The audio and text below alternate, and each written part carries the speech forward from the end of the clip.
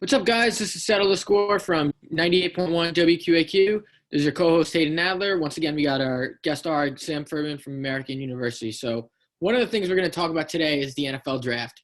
As a diehard Jet fan, my Jets took an offensive tackle, which is what everyone expected, at 11. Mekhi Becton, the 370-pound offensive tackle of Louisville. He ran a 5.0340, which is one of the best times we've seen a guy who's 370 pounds run. So just I'm going to give my thoughts on that.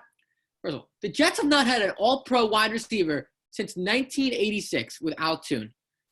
I understand they have a very big need at left tackle, but it's really not going to matter if your receivers can't get any separation on the ball or can't get open. The quarterback could have 5 years to throw. If the receivers can't get open, it's not going to matter. They had Jerry Jeudy. They had CeeDee Lamb available right there. They had Ruggs. They had Justin Jefferson. 4 of the best wide receivers we've seen probably in the last 5 years on a first round grade. And they take the offensive tackle. I understand you want to provide Sam Darnold with protection. I understand. But if they go 6-10 next year and they're really horrifically bad because they have no offensive weapons that he can utilize, he's not going to be the quarterback in 2021. That's what people don't understand. Sam Darnold was not drafted by Joe Douglas. Sam Darnold was drafted by Mike Maccagnan. If Sam Darnold plays poorly next season and they have no offensive weapons which he can utilize, it doesn't matter if he has 45 years to throw the ball. If he has to fit it into tight windows because the receivers can't get separations, that's going to lead to more picks as well, and it's going to hurt his turnovers. I think people don't realize if Sam Darnold has a bad year next year, I 100% believe that Joe Douglas is going to be in the market for a quarterback. Joe Douglas is going to want to draft his guy at quarterback. That's what people don't realize. After the third year, this is his third year, okay? This is a big year for him. Mitchell Trubisky had 3 years as a Chicago Bears quarterback. They won the NFC North, and they went 12-4 in his second year, and then his third year, he dipped off. If he has a dip-off year next year, there's absolutely no reason to think that Joe Douglas won't take his guy at quarterback the following season. That's just my opinion on it. What do you think about that? Okay, so first off, I'm a Giants fan, but still just from the perspective because the Giants drafted Andrew Thomas, which I've heard is a great pick. I quite honestly don't know much about him because I didn't really watch much of UGA, University of Georgia, during the season. So I don't know much about him, but I do know that the Giants taking an offensive lineman was a great pick. And I know Hayden is obviously not thrilled with the Jets selection, but at the same time, you have to consider, the receivers have to create space and get open. I understand that. But at the same time, okay, if you look at, like I said, I'm a Giants fan. I've been watching this team since I've known what a football is. I've been watching this team, and the offensive line for the New York Giants has always been horrible. It's been horrible. They've maybe had a few good offensive lines, maybe during the Super Bowl years, 07, 08, 2010, 2011. But for the most part, they have struggled. They have drafted offensive lineman after offensive lineman year after year. And I can't remember the last one who worked out. The last one one of the bigger ones that they drafted was Eric Flowers. And if you're a Giants fan, Oh my God. if you're a Flowers football was a fan, you know disaster. how that Eric one Flowers went. was a disaster. But I'm going to be honest here. You pick up McGovern. You re-sign Alex Lewis. You also sign George Fant. Why do we need the left tackle at number 1 with all of these guys available at wide receiver? You could have the next all-pro wide receiver. He's at your disposal, and you take an offensive tackle? Why? They could have waited a little bit for the tackle. No, I understand. He's also 370 pounds. He's probably going to have to get in better conditioning. 370 pounds as an offensive lineman is gigantic. Like, he's a big boy, Mekhi Becton. But also at the same time, you could also say he has some conditioning problems. Hey, now I understand your point there, but football is won in the trenches. You win at the line of scrimmage. Give me a break. And yes, I understand. I understand football is won at the trenches. I hear it all the time. I understand. Russell Wilson has no offensive line, and they still win. That's why he's an elite quarterback, because he can. Great offensive line either. That's why he's elite. Offensive line, because he has a quarterback that can scramble and make plays. I don't care. The offensive line. First of all, you need an offensive line to to make sure that the quarterback has time in the pocket. I understand that. But also, if you're a great quarterback, you also have to be elusive and be able to scramble.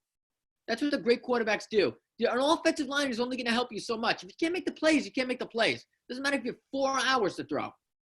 Sam Darnold has also had problems with his accuracy, too. That doesn't have anything to do with the offensive line. To your point, I understand that.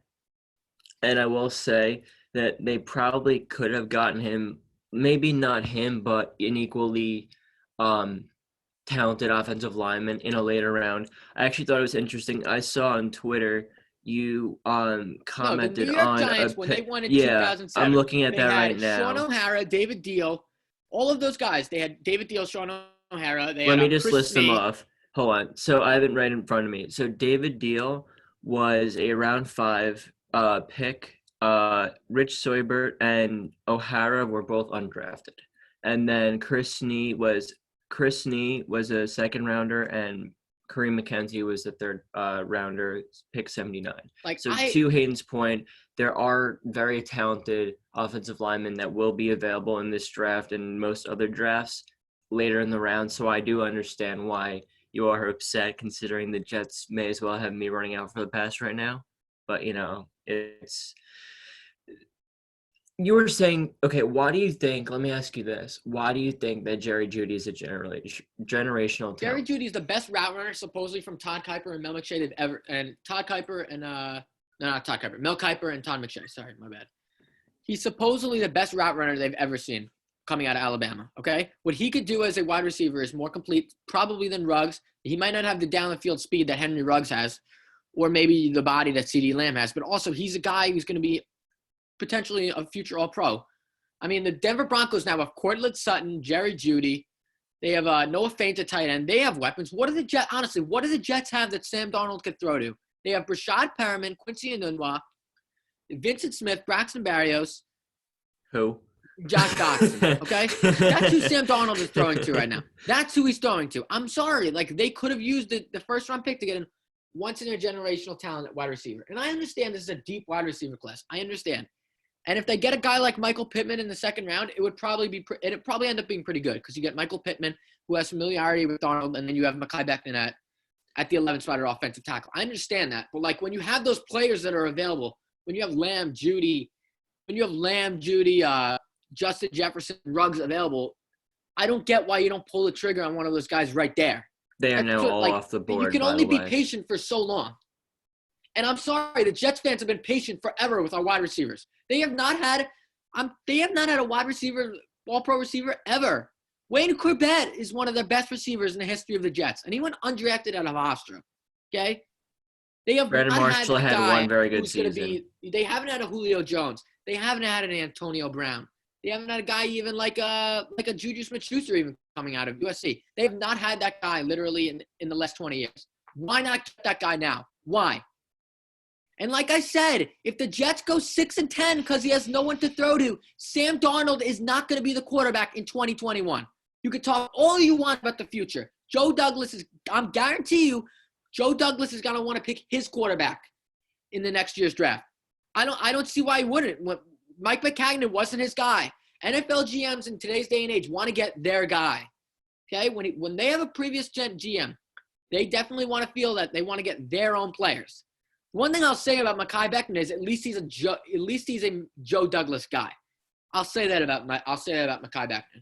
Now so other than Trevor Lawrence, who else is looking like a quarterback prospect for next draft?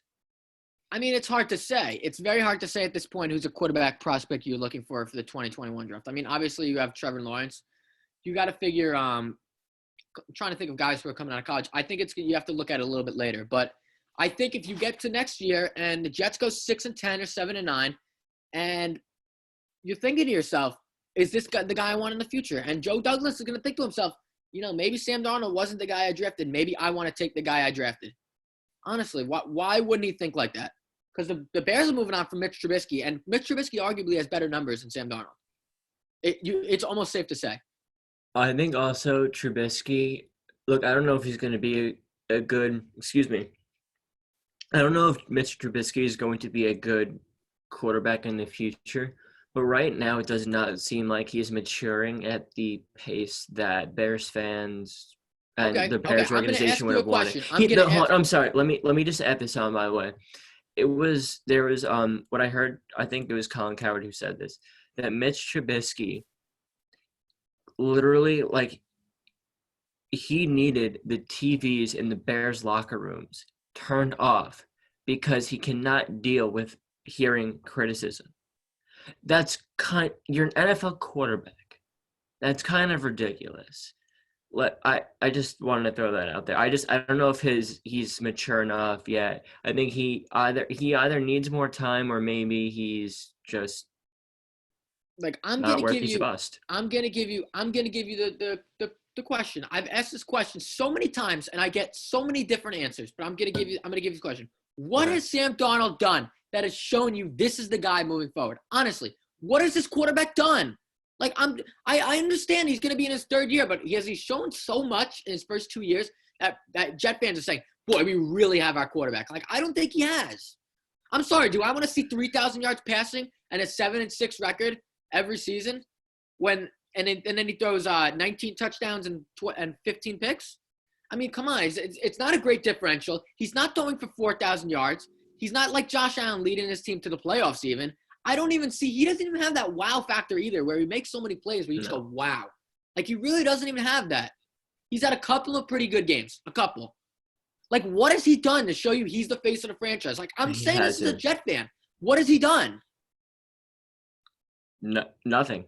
Did they And I'm win? tired of hearing it's all on the line. It's all on the receivers. Eventually, the quarterback has to make the play. I'm Payne gets a tired little of bit hearing that. passionate I about hear it his Jets. so many times. All the time.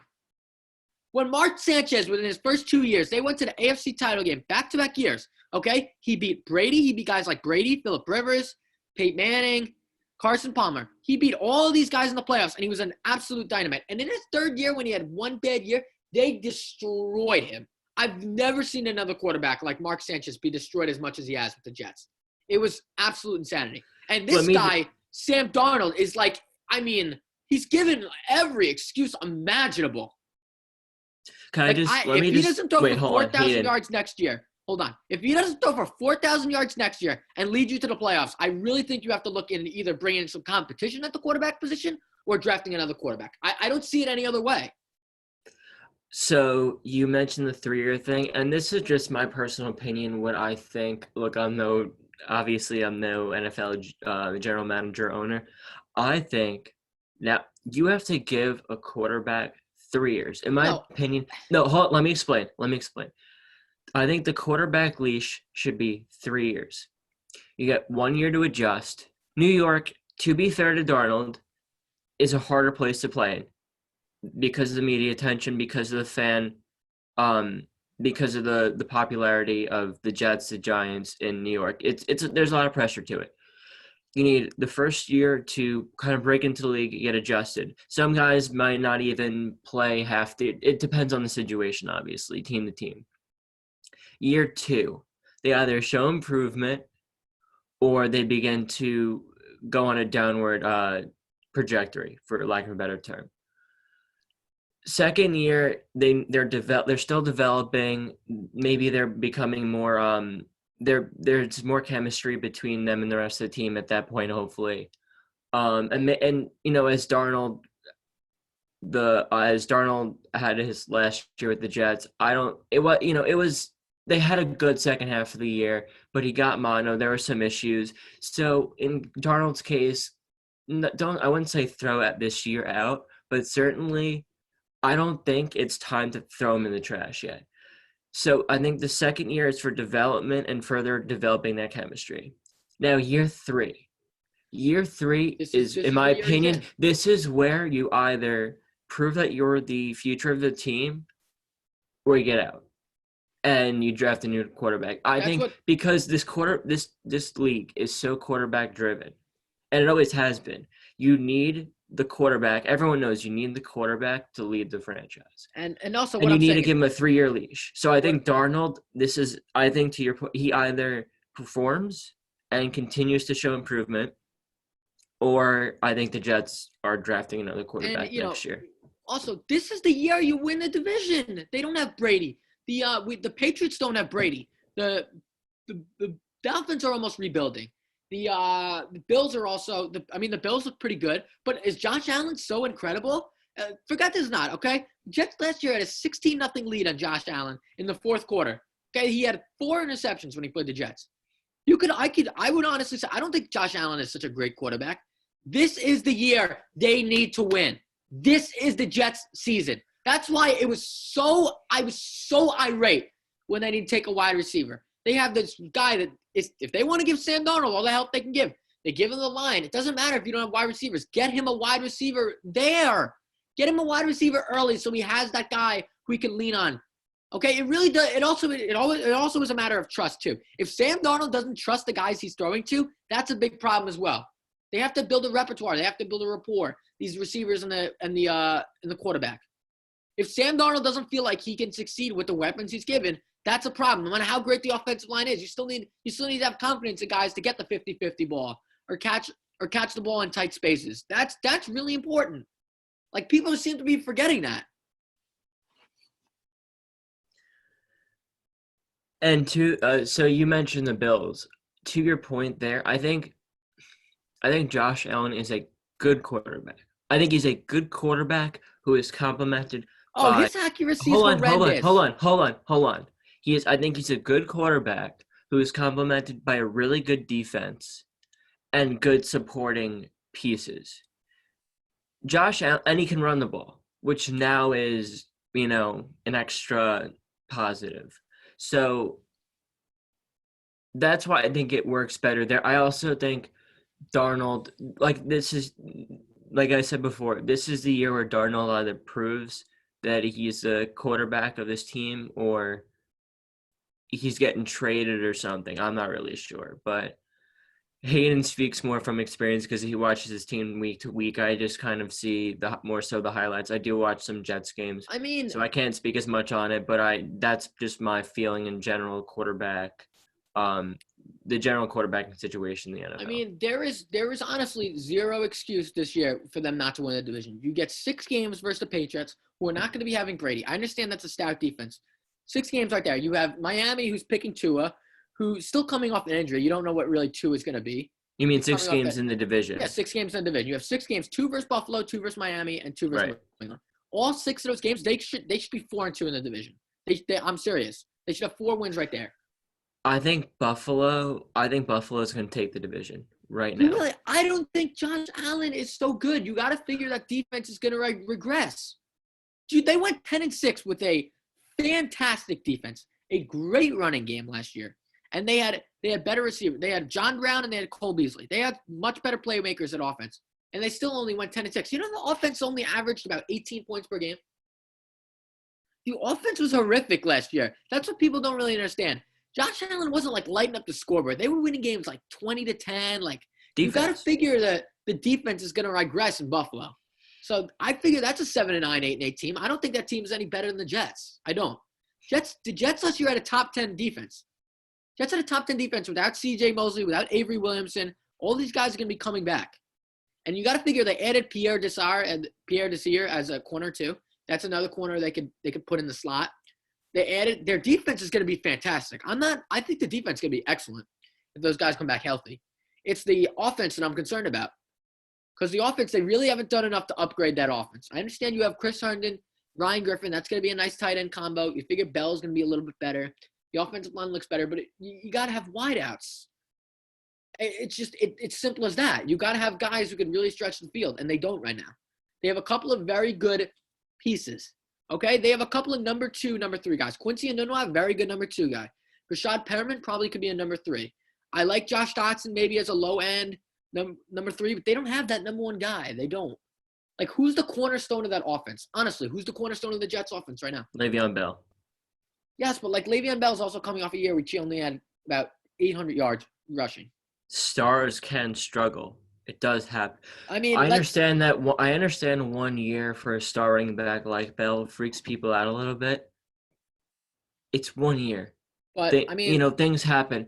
So I think if he has a good year this year, then great. But if he has another bad year, then maybe you kind of reevaluate the signing, and I mean, I think he's going to be better with an improved offensive line. I have to admit, like he's that's a he's a they're very building. That's what they're he's a very building. patient runner. Like he's a guy who That's needs what the the Jets are lanes. building Like with Mekhi I sort of Becton. see what they're doing. I see Douglas's vision. I see it a little bit. Like I think it could work, but you also have to understand if your quarterback does significantly improve next year. I mean, it could be an issue with the quarterback because the offensive line is going to be a lot better this year with Becton. It's going to be better, but I think you really needed to give a guy like Darnold that really number one guy. I think you really needed to this season. By the way, I just wanted to add some interesting points to other parts of the draft. First off, the first 3 picks in the draft, Burrow, Chase Young, Well, they're and all from Jeff. Ohio State. Yes, they were on the 2018 Ohio State roster, which I thought was interesting. And of course, we all know Ohio State's a big power football school. I just I mean, thought that was they're kind of CBU. You got crazy. Malik Hooker. You got Eli Apple coming out of there. You got Jeff Okudah. Jeff Okudah is probably going to be. I don't know if he's going to be a Revis type of corner, but he's going to be a very, very solid corner.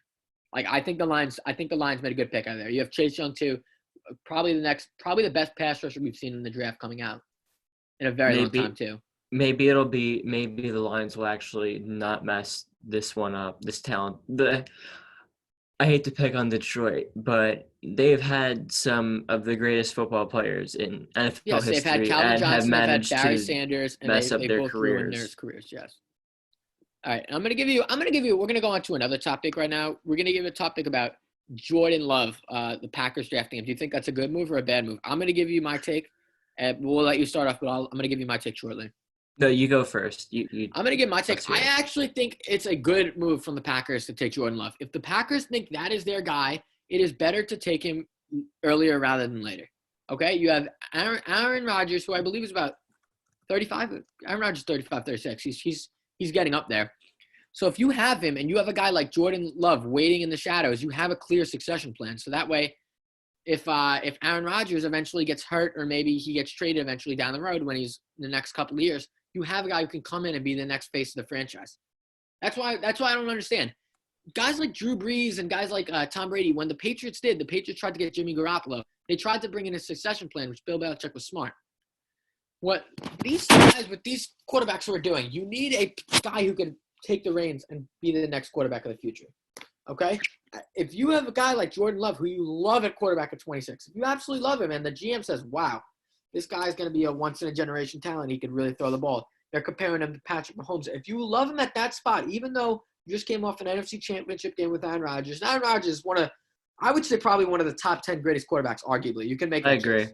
I You agree. can make that case. But if you have a guy you love at that position, I don't see why you would wait till Aaron Rodgers is 40 when you could take him when he's 35, let him develop, learn under Jordan Love, and learn under Aaron Rodgers. Sorry about that. Learn under Aaron Rodgers and get some experience learning from probably one of the greatest quarterbacks ever. I think you could do a lot worse in that situation. Now, I understand Packers fans are seeing that pick with Jordan Love and seeing, boy, they're trying to undermine Aaron Rodgers. They could have gotten a receiver that could help Rodgers, which I understand that. But that being said, if you're looking for more down the line and you need a quarterback who can really take the reins, I think it's a pretty smart move that you take him now than take him 3 or 4 years down the line when the guy's getting old up in age and he could get hurt or have his play declining. That's what I think is smart why they took Jordan Love early. So Rodgers is 36 years old. I mean, he's not young. No.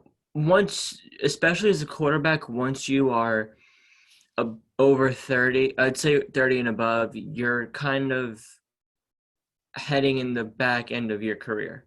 So I do agree with your point. I think, although I have not seen much of Jordan Love, he was also played at Utah State, so I didn't really get to watch much of his season. But I do think it's a smart move. I think the Packers are getting ahead of where they're planning for the future, as Hayden said. And if they think that this guy is going to take Rodgers and he can learn from him, Rodgers takes him under his wing for a few years, kind of see where things go. I mean, the Packers finished last year 13-3. They still had a good season, but honestly, I honestly did not think the Packers had a great team. Their record, they were worse than what their record indicated. So I think if Rodgers helps Love and they develop him over the next 2 or 3 years. I think maybe he'll be ready. The Packers may not be as good.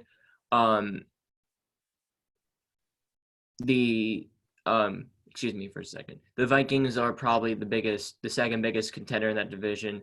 So maybe they have a few years where they take the division, or it's close, something like that. But I do think overall, I think this is a good move for Green Bay, and I don't think Packers fans should be upset by this at all. I think it was a smart move. And they're also got to be saying that you got to be saying to yourself, let's say Aaron Rodgers gets hurt one time. I mean, seriously, let's say he gets hurt and Jordan Love goes like undefeated. Let's say he's almost out for the season. Let's say, like, remember when he broke his collarbone that one year when they went 8-7-1? Mm-hmm. Let's say he breaks his collarbone again. Not saying that's ever going to happen. And then Jordan Love goes undefeated. You're going to have potentially a quarterback controversy there, because a lot of guys are going to be clamoring for the young guy when other people are going to want them to stay with Rodgers. It's a problem on that sense, but it's almost a problem you want to have. You want to have two great quarterbacks. That's what every team wants.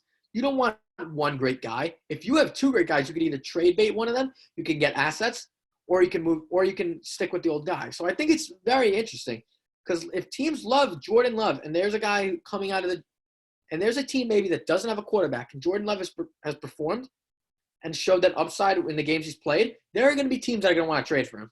I'm telling you, in the future.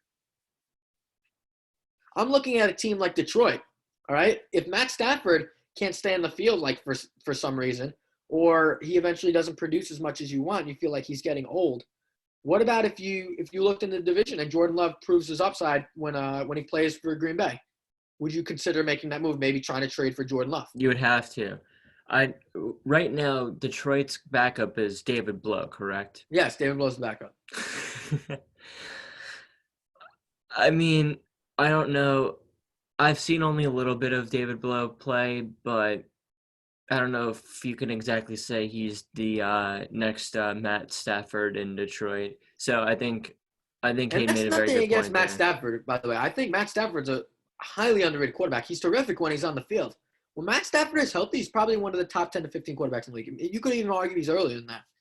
He's terrific when he's healthy, but the problem is Matt Stafford has not proven he can be healthy enough. And the Lions are not a little bit well-run older, too. organization. So, yeah, I think this is a good move for them. And I guess we'll see what happens over the next few years. It'll be interesting to see how the next wave of quarterback comes in as guys like Brady, Rodgers, Breeze, they all start to hang up the cleats. Yeah, I mean, I think you're going to see a new generation of quarterback. That's what I'm saying, yeah. Like, I think Mahomes and Lamar Jackson are going to be guys moving towards the future. But I think I don't know. We're going to shift off to another topic in the NFL, because would you say the discrepancy between Patrick Mahomes and the second best quarterback in the league is greater than any other position in the league? Putting me on the spot there. I want to hear your take first. I need a few seconds to gather my opinions. I think in terms of what exactly at the quarterback position there is, I think the biggest discrepancy between the quarterback is that Patrick Mahomes is the best quarterback in the league. I would say by a mile. I think he's going to be the next guy, but I don't think it's as big of a discrepancy as people think, because you still have guys like Lamar Jackson. Well, you just said it was by a mile. It's by a mile. Actually, it's by a mile. I mean, I think Patrick Mahomes, just in terms of what he can do, throwing the football and rushing the football, is just – there's no other quarterback who's even close. I mean, you could compare Lamar Jackson. Lamar Jackson's a better athlete than Patrick Mahomes. I'm not going to argue that. But can he perform like Patrick Mahomes? Can he throw the deep ball like Patrick Mahomes? Can he scramble? He could scramble better, almost as good, if not better, than Mahomes. But being said, there's no quarterback in the league who's a better passer than Patrick Mahomes. I don't think there's anyone even – I don't want to say remotely close as the passer that Patrick Mahomes is, but I don't think there's anyone remotely close as a passer as Patrick Mahomes. So here's what I think the difference is. I think Patrick Mahomes is the best quarterback in the league. The reason why I think there is a closer gap than you think there is between Jackson and Mahomes is, I think Jackson's a better athlete. So I think that makes it that gap closer. And now, and it started with Vic. Now there's that wave of running quarterbacks, and Jackson.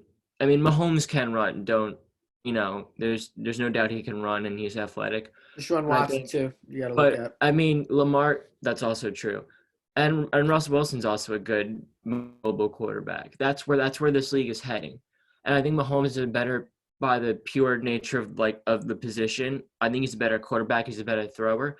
But Lamar Jackson's a better athlete. People call him a running back once he tucks that ball in. He's a running back, and he's as good as you could argue. He's as good, almost as good as any of the other top running backs in this league. Yeah, but you could argue. You could argue that. You could argue that Lamar Jackson as a passer leaves a lot to be desired. But you cannot say the same about Patrick Mahomes. You just cannot. I think there's more to be desired, but I think that's also tough because not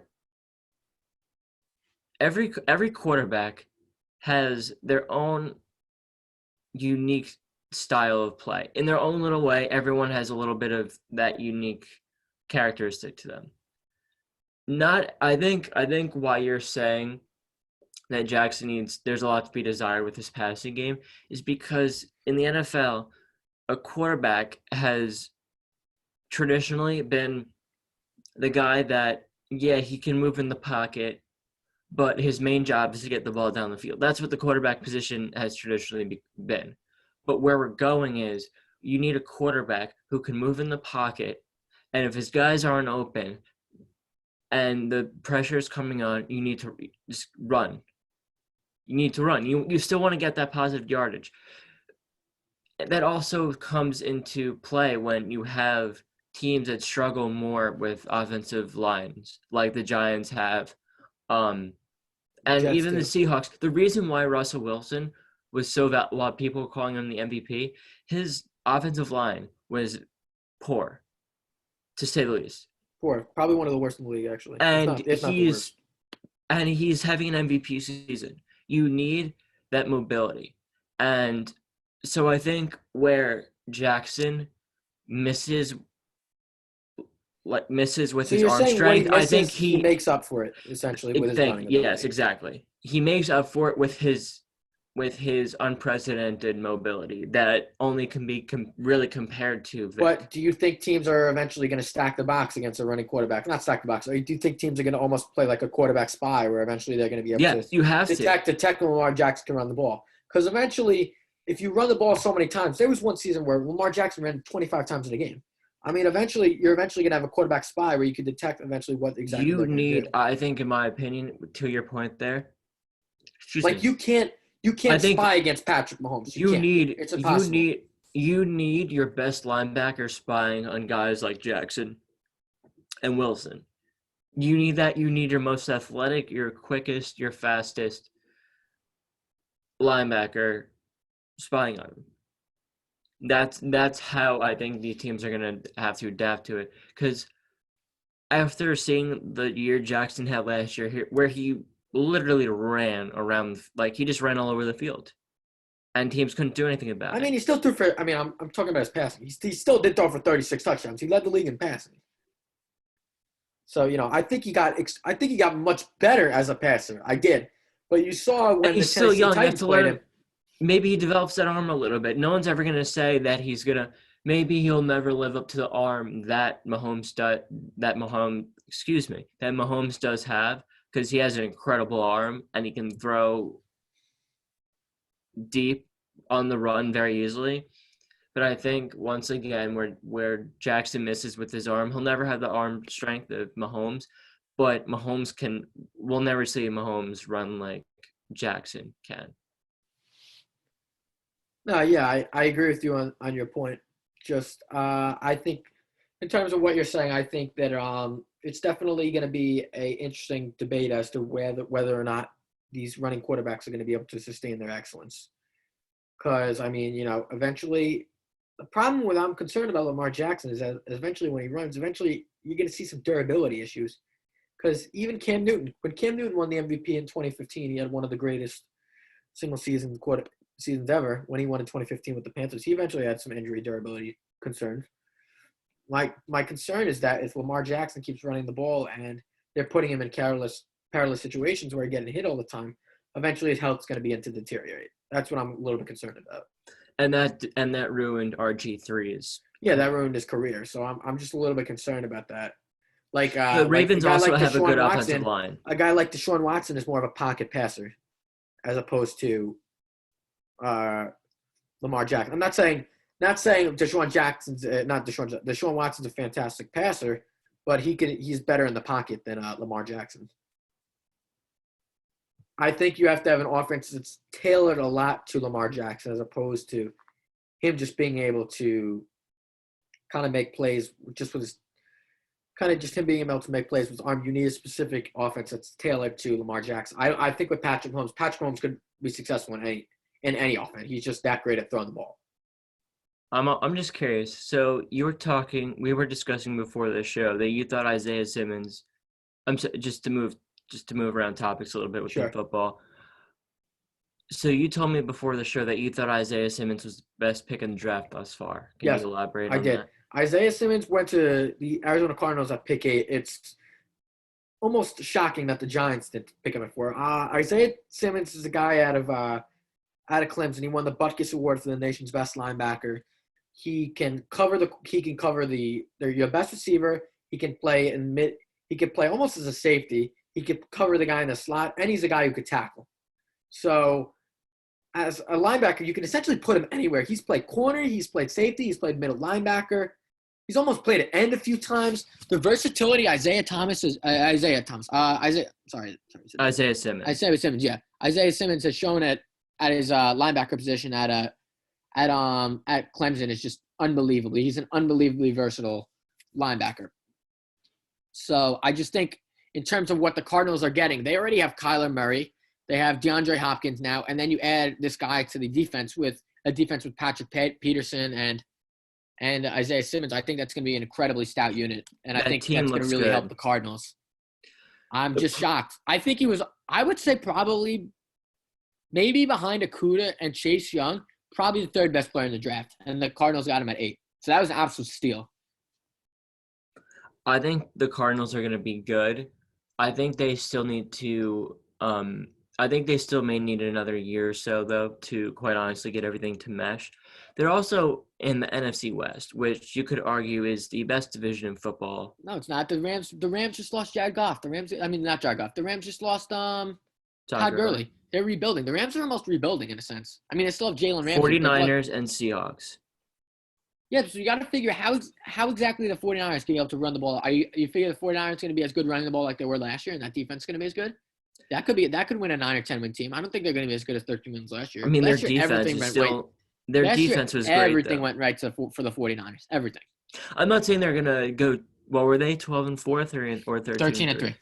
I'm not saying they're going to repeat that, but I think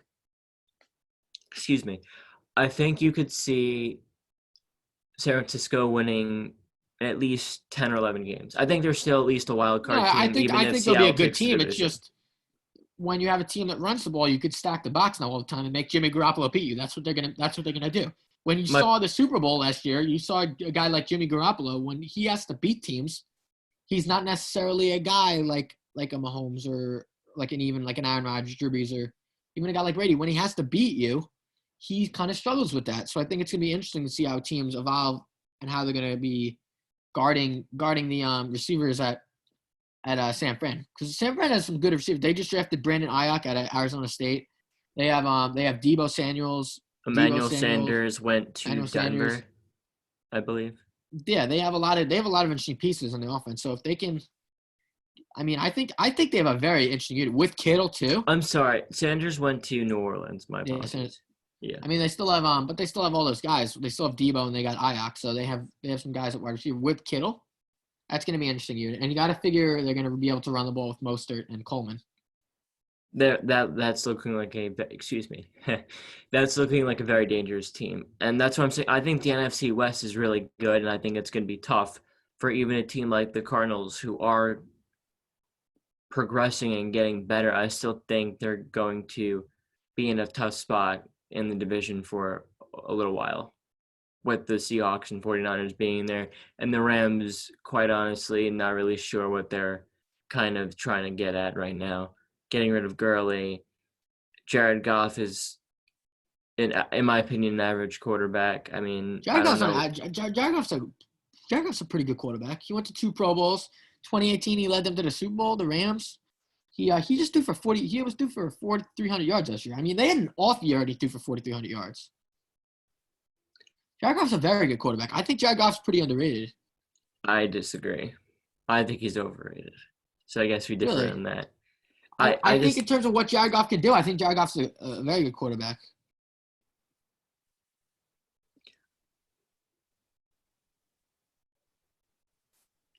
I don't see the Rams being – I see the Rams being a 500, maybe 9-7 football team this year.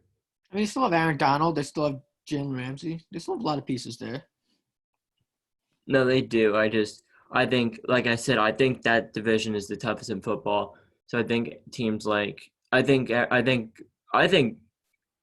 Rams could be the last place team, in my opinion. Really? Maybe think the Cardinals are going to take the Rams next year? I think it's going to be close. I think they're going to It depends what Kyler Murray how well he does in his second year. It really depends. I agree with that. So lastly, I'm going to go on to the last move of the NFL draft. That just an absolute head scratcher. Okay, if you're an Eagles fan, I low key think I would have broke my television if I was an Eagles fan. You have Justin Jefferson there, and you take Jalen Reagor out of TCU. Who nothing against Jalen Reagor. I think he's a good player. He's a makeshifty guy. He can make plays. He better be good if you're taking him at where they took him. He better be freaking good because you had Justin Jefferson on the board, who some are saying is going to be the next Jarvis Landry or Odell coming out of LSU. I mean, that was a massive gamble on the Eagles' part. Massive. And they've had – just last season, they drafted J.J. Arcega-Whiteside over DK Metcalf, which was a horrific draft, which was by ours truly, Joe Douglas, by the way, which people don't really realize. But they had a horrific draft in wide receivers last year. And right now, this is who they're going with at wide receiver. Seriously, this is who Carson Wentz had to throw to besides Zach Ertz. Boston Scott, Greg Ward, J.J. Arcega-Whiteside, and Nelson Aguilar. Boston Scott. They had no one to throw to. Nelson Aguilar. And Nelson Aguilar, who has hands of brick. Nelson Aguilar's a drop machine. And this guy's a problem with drops. And the worst of it, the worst possible thing ever imaginable is that the Eagles let Dallas pick CeeDee Lamb. Does Dallas need CeeDee Lamb? Honestly. They have Amari Cooper. They have Zeke. They have Dak.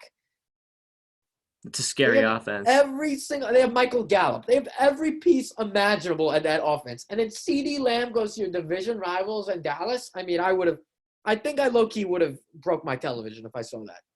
I couldn't believe it. I couldn't believe they didn't take Justin Jefferson. But Howie Roseman thinks he knows better. You better be right, Howie Roseman. Because if their wide receivers suck, he's going to lose his job next year.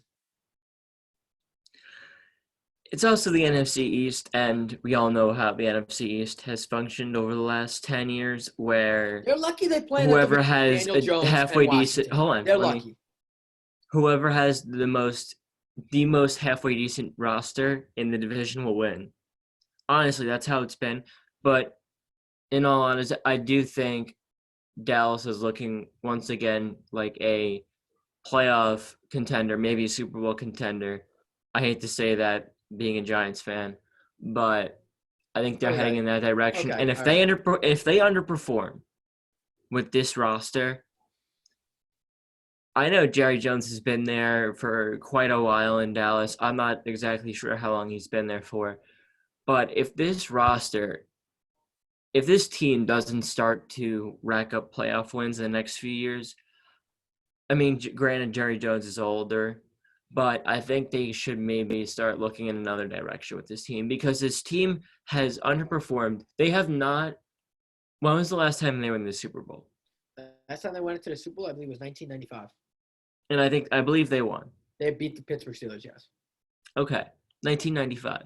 This was America's team. I think that time's kind of over now. No, I'm sick and tired And they of gotta hearing about figure out a way to America's extend it. team. I'm tired of it. They have all the talent every year, and they never could put it together. Right now, they're not America's Never. team. They're not They're not America's looking team. like I it. don't want to hear that ever again. If you want mediocrity, go root for the Dallas Cowboys. If you want a team every season that underperforms, go root for the Dallas Cowboys. Every year, it's the same garbage. This is the team. They have the roster. Every single goddamn season, it's every season. This is going to be the team that represents the NFC. This is the year they win the division. This is the year they win 13 games. And they never, ever succeed. That team last year was in the worst division in football and couldn't even beat the Philadelphia Eagles. Did you see who the Philadelphia Eagles were using at the end of the season? Did you see the players they were using? Yeah, I They mean, may if as you well can't been beat that playing Eagles, I mean, football it's players from ridiculous. American University. Ridiculous. So, enough with the Dallas Cowboys. And if the roster was so talented, like it is every season, they would be above 8-8. I'm sorry. I can't. Eventually, talent trumps people that are better. They were only a game better than the Jets last season, and the Jets beat them. Think about that. I'm so tired of hearing about Dallas's talent. They don't have that much talent. Get it out of your head. I didn't know we had Chris Russo on the show today. If they were so good, they wouldn't be 8-8. If they don't finish 8-8, above 8-8 with that roster they have assembled next year, I honestly don't even know what they would do. They should almost cut. I mean, it's just ridiculous if they don't go finish 8-8 with that, above 8-8 with that team next year. Because they are loaded on every single side of the ball. And then you can't say it's on Jason Garrett if they go 8-8 next year. That's a problem with your players. Enough with the coaching. It's on the players, too. Haynes a little Coach bit can only passionate go so about far. this. Bill Belichick wins all the time because he has Tom Brady. Okay? I understand he coaches them, but he also has the greatest quarterback ever. That's a big part of it, why they win all the time. I'm just tired of hearing all the time how talented the Dallas Cowboys are. That's why I said they've had a roster. They've had rosters like these. And they are. Excuse me. honestly, In the past, hold on. Let me finish. They've had rosters like this in the past where they've had the expectations and they've consistently, as Hayden said, they have consistently underperformed.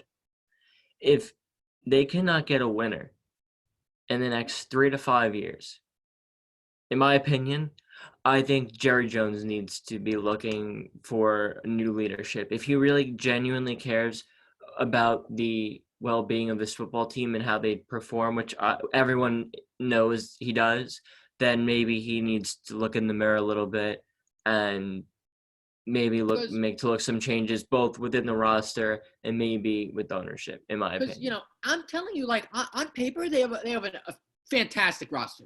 I mean, they are loaded with CeeDee Lamb, like, on paper. If I'm just looking at their offense, they're loaded. Like, that's what I'm saying. They do have a lot of good players on paper, but on paper, it's, if they were so great even on paper, they would be able to – you got to figure if you had such talent, you'd be above 8-8. Like, you got to figure that. Like, teams do win with talent, okay? The 49ers were very talented on the defensive side of the ball. The Chiefs had Tyreek Hill. They had Travis Kelce. Patrick Mahomes. They had Sammy Watkins. They have a lot of talent. That's why their offense is so good. Eventually, good teams win with talent.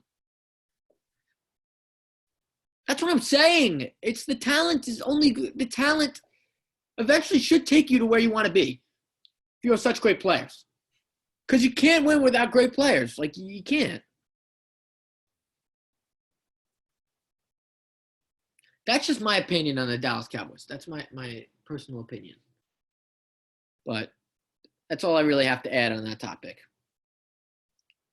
And yes, the Dallas Cowboys, on paper, are the most talented team in the division. On paper. Yes, I will say that. They're loaded. Okay? But that being said, is that going to translate to next year? We'll see. We will see. I'm not so sure, but And I don't think it's on Jason Garrett that they need a new voice and blah blah blah. It's always about the coaches. Eventually, it's got to be about the players. And eventually, if these guys aren't so talented, if you have a talented guy like Zeke and they can't win with him, or if you have guys like Prescott and you have all the receivers you need and they can't win, like, you got to think about trading those guys and maybe getting other players. That's my opinion. What do you think about that? I think the Giants and Eagles are fighting it out, at least for next year. I think you kind of hit the nail on the head with that. I think you did. I mean, I'm not I really saying, don't have much more to add on, to be quite honest, I'm because I not think you kind saying of they covered it should. all. I'm not saying they should trade Zeke now, but if the team can't win with Zeke, Prescott, and all these guys who you have loaded on offense, I think you got to try to get pieces that will get you to a championship. You need character guys. And from what I'm hearing, Zeke is not a character guy. He's not. Zeke Elliott and Dak Prescott also were recently, it was found that they were hosting a party. I mean, just a level of stupidity from this team is just ridiculous. We're in quarantine. Who's throwing a party right now? I'm sorry, that just isn't not a good look for the Cowboys organization, especially for Elliott and Prescott to be throwing a party right now, given today's times. Shows a little bit of a lack of character on that end. It does. So I think that concludes this week's episode of Settle the Score. If you guys have any other questions, we're going to be back next week for our next issue. So I think we'll talk a little bit more about other sports next week. So thank you for your time, guys, and we look forward to hearing from you guys next week.